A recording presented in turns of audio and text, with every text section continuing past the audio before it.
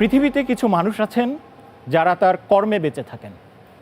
আমরা আজকের এই অনুষ্ঠানে এমন একজন মানুষকে অভিনন্দন জানাতে চাই যিনি তার কর্মে বেঁচে আছেন এবং বেঁচে থাকবেন। তিনি তার সৃজনশীলতা দিয়ে এদেশের সাংস্কৃতিক অঙ্গন এবং চলচ্চিত্র অঙ্গনকে করে চলেছেন আলোকিত। তিনি একাধারে নায়ক, প্রযোজক এবং পরিচালক। তিনি আমাদের প্রাণের মানুষ, প্রিয় মানুষ আশরাফ উদ্দিন আহমেদ উজ্জ্বল। আমরা তাকে মঞ্চে আমন্ত্রণ জানাই।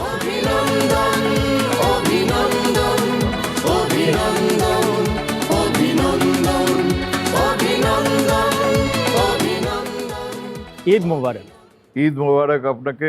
আমরা অত্যন্ত আনন্দিত এবং গৌরবান্বিত আপনার মতো একজন মানুষ বাংলাদেশের সাংস্কৃতিক অঙ্গনকে আপনি যেভাবে আলোকিত করে চলেছেন এবং আলোকিত করেছেন, এজন্য আমরা এই অনুষ্ঠানের পক্ষ থেকে আপনাকে আন্তরিক অভিনন্দন জানাচ্ছি। প্রাচ্যের অক্সফোর্ড, ঢাকা বিশ্ববিদ্যালয় থেকে আপনি পড়াশোনা করেছেন, সংস্কৃতি সেবায় নিজেকে নিয়োজিত করলেন।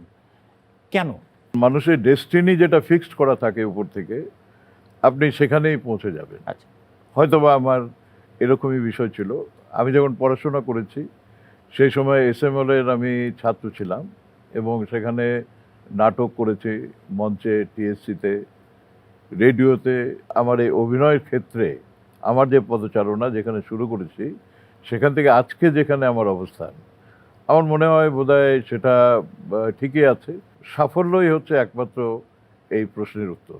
বাংলাদেশ টেলিভিশনেই প্রথম আপনি স্ক্রিনে আসলেন, সেটা কত সালের দিকের ঘটনা? 1967, 68, 69, আচ্ছা। এই 2-3 বছর কিন্তু আমি টেলিভিশনের পর্দায় নাটকে কিন্তু দাপিয়ে বেরিয়েছি।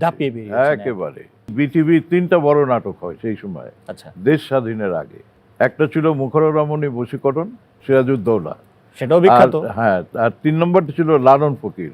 সেখানে আমি লালনের চরিত্রে অভিনয় করি। 1970 সালে সুভাষ দত্তের হাত ধরে আপনি বাংলা সিনেমায় পদার্পণ করলেন এবং বিনিময়ে প্রথম আপনার সিনেমার নাম, সেই গল্পটা যদি আপনি দর্শকদের সাথে শেয়ার করেন। আমি যখন এই টেলিভিশনেরও খুব জনপ্রিয় একজন নায়ক, আমাকে কিন্তু পরীক্ষা নিরীক্ষা দিতে হয়েছে সুভাষ দত্তের কাছে। প্রথমেই যখন আমি গেলাম, উনি আমাকে পাঠিয়ে দিলেন, বললেন যে তুমি 4টা অ্যাঙ্গেল থেকে ছবি তুলে নিয়ে আসো। সেই ছবিগুলো নিয়ে সুভাষ দত্তের কাছে গেলাম এবং ছবি দেখে উনি অ্যাপ্রুভ করলেন।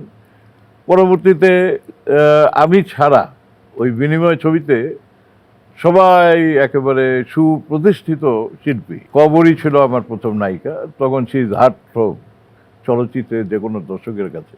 আচ্ছা, তো সেখান থেকেই আমার এই যাত্রাটা শুরু হয়।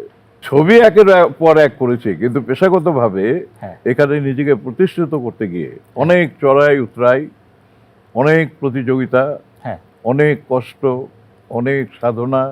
ইভেন একটা ছবি, অপরাধ ছবিতে, তখন নতুন নতুন অ্যাকশন ছবি করি, উপর থেকে জাম্প করলাম, আমার পা ভেঙে গেল। আমার যে ছবিগুলো করার কথা, সে ছবিগুলো থেকে আমি বাদ পড়তে শুরু করলাম। তারপরে আবার যখন আমি সুস্থ হলাম, তখন আবার নতুন করে নতুন স্ট্রাগল শুরু হলো।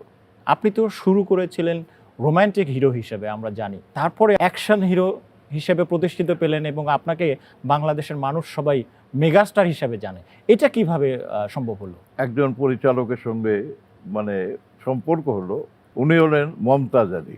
মমতাজ আলী, হ্যাঁ। উনি বললেন যে আপনি তো রোমান্টিক হিরো ঠিক আছে, কিন্তু আমি আপনাকে অ্যাকশন হিরো বানিয়ে দিতে চাই।